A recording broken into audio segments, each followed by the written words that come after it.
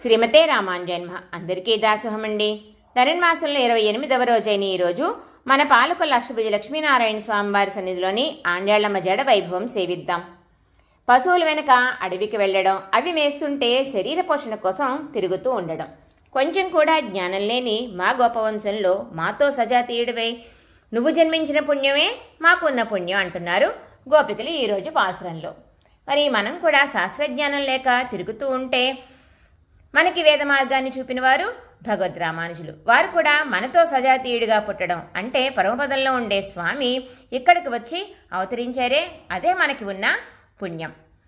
గోవింద అని పిలుస్తున్నారు ఈరోజు పాసురంలో గోపికలు కృష్ణ పరమాత్మని.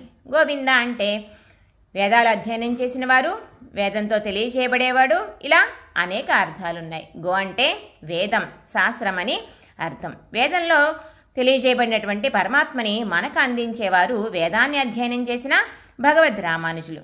వీరు కోరుకునే పరమ పురుషార్థాన్ని వీరికి ఇవ్వండి, మోక్షం ఇవ్వండి అంటూ మనకి రికమెండ్ చేసేవారు భగవద్ రామానుజుల వారు. కాబట్టి ఈరోజు అమ్మ జడలో కృష్ణ పరమాత్మతో పాటు భగవద్ రామానుజులు కూడా అలంకారంగా వేయించేసి ఉన్నారు. శ్రీమతే రామానుజాయ నమః.